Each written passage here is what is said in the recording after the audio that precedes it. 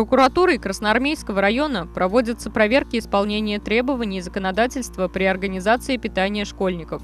По результатам прокурорского реагирования приведены в соответствии с требованиями федерального законодательства нормативно-правовые акты администрации Красноармейского муниципального округа и положение об организации питания в 7 образовательных учреждениях района. В указанных документах не было предусмотрено обеспечение бесплатным питанием обучающихся 5-11 классов из многодетных малоимущих семей. В то же время отмечаем, что несмотря на отсутствие в документах указанных требований, соответствующее питание школьникам предоставлялось. При проведении проверочных мероприятий особое внимание уделяется состоянию материально-технической базы столовых, оснащению пищеблоков современным технологическим оборудованием, соблюдению работниками столовых и пищеблоков санитарных норм, в том числе правил приготовления пищи и нормативов питания обучающихся, соответствие фактического рациона питания детей утвержденному примерному меню и предъявленным требованиям. В указанных целях 10 марта прокуратурой Красноармейского района при участии специалиста Центра гигиены и эпидемиологии в Чувашской республике проведена проверка в 4 детских садах района. В случае выявления нарушения закона прокуратурой района будут приняты меры прокурорского реагирования, направленные на их реальное устранение.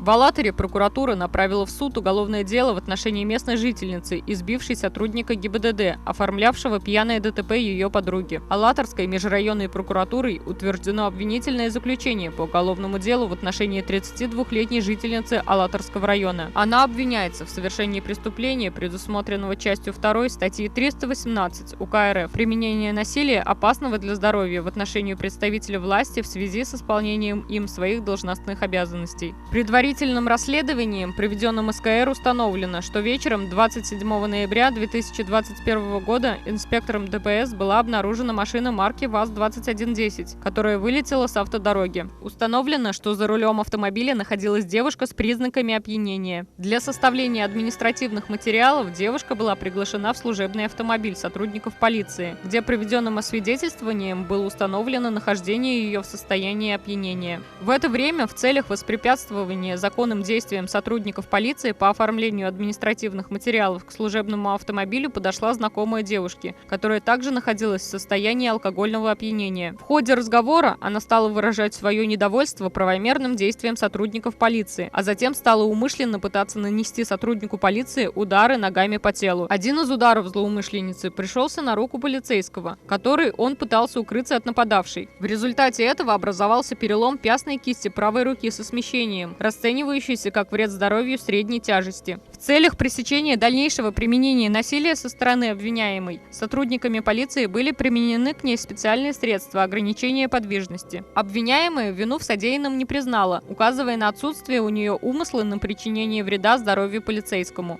После утверждения обвинительного заключения уголовное дело направлено прокуратурой в Алатырский районный суд для рассмотрения по существу. Отмечаем, что данное преступление квалифицируется как тяжкое, за которое предусмотрено наказание вплоть до 10 лет лишения свободы. В отношении девушки-водителя также составлены административные материалы об управлении автомобилем в состоянии опьянения. При этом в салоне автомобиля находился ее малолетний ребенок.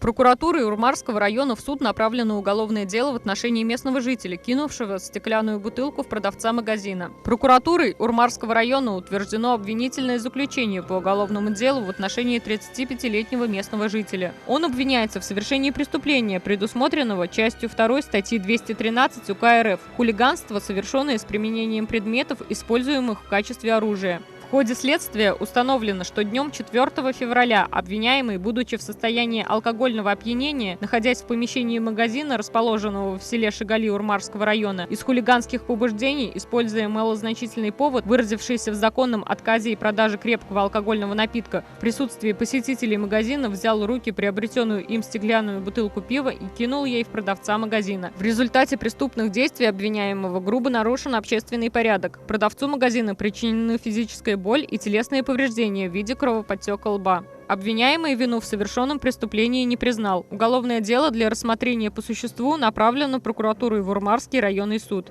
Открыт официальный телеграм-канал прокуратуры Чувашской Республики. Сообщаем, что в сети Телеграм начал работать официальный канал прокуратуры Чувашии #ЧУВ_ПРОК. На данном ресурсе будут оперативно размещаться актуальные, интересные, а главное достоверные новости о работе органов прокуратуры Чувашии. Подписаться на канал можно, найдя его через поиск в приложении или веб-версии сети Телеграм по ключевым словам «Прокуратура Чувашии» или #ЧУВ_ПРОК.